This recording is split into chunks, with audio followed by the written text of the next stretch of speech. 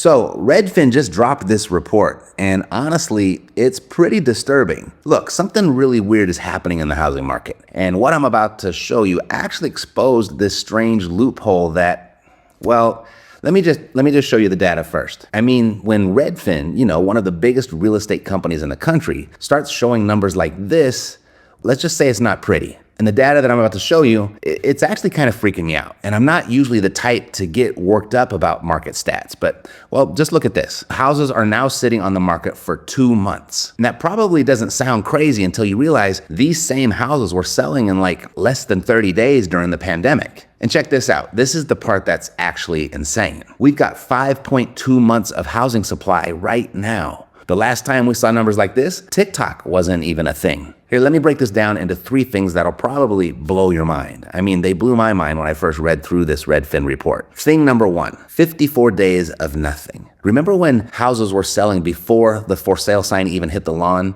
Yeah, those days are gone, like gone. Thing number 2, $2,753. That's the median monthly payment buyers are looking at right now. Almost a record high. With mortgage rates stuck at 7%, which is just, come on. Thing number 3, the really weird part. Sales are down 9.4%. That's the biggest drop since September 2023. But here's the thing that makes absolutely 0 sense. Sellers are still raising prices, like by 5.2% year over year. And it gets worse. Check this out. Miami, down 25% in sales. 25%. Atlanta crashed 23%. San Diego and Houston both down about 20%. Pretty scary stuff, right? But here's where it gets really strange and where that loophole I mentioned starts to show up. I'm looking at all this doom and gloom from Redfin, right? And then I see something that made me do a double take. The National Association of Realtors just reported something completely different. Get this. Home sales actually jumped 4.8% in November. First increase since 2021. Builder confidence at a 3-year high. Buyers finally accepting rates between 6 and 7%. You see what's happening here? This weird contradiction is creating something that I've never seen before in real estate. You've got sellers sitting on houses for months, still wanting their premium prices, but buyers starting to come back to the market and builders ramping up construction. This bizarre situation, this loophole, if you will, it's creating opportunities that I haven't seen since 2008, but only if you know how to play it right. Because you've got motivated sellers who've been sitting for months, but you've also got increasing competition coming from buyers who are done waiting for rates to drop. Look, what I'm about to share isn't exactly mainstream knowledge, but this small window that we're in right now, it's creating some pretty insane opportunities. And most people are completely missing it because they're too busy trying to figure out if the market is good or bad.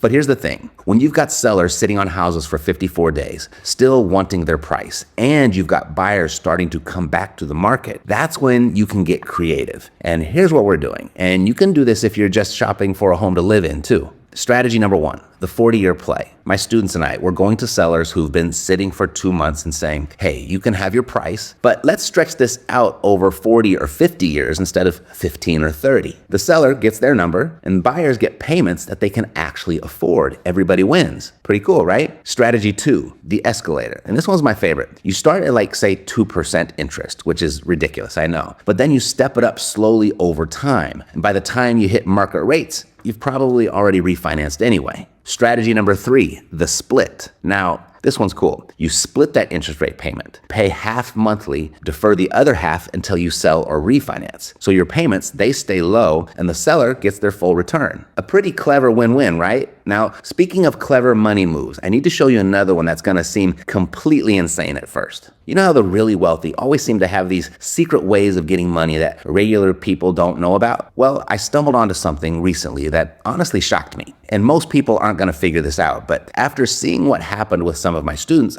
just last week, one of our guys in Phoenix basically created $150,000 out of thin air. No joke. The crazy part? 0 interest. Yeah, you heard that right. 0. And it's not some sketchy thing either. It's actually backed by major banks who created this loophole themselves. Pretty wild, right? Look, here's the deal. If you've got a decent credit score, we're talking 680 or better, and you haven't had any major financial hiccups in the last 7 years, you might want to check this out before they close this loophole. Just go to loopholelending.com, but do it soon because, well, you know how these things go. Once too many people find out about stuff like this, Just saying. Oh, and if you want me to do a deep dive on exactly how to approach these sellers with these creative financing strategies, drop a little light bulb in the comments. And hey, let me know which of these strategies you think is the most interesting. I read all the comments and I'm curious as to what you think about all this stuff. Alrighty, that's it for today. Pretty wild stuff happening in the market right now, right? Thanks for watching. I'll see you next time.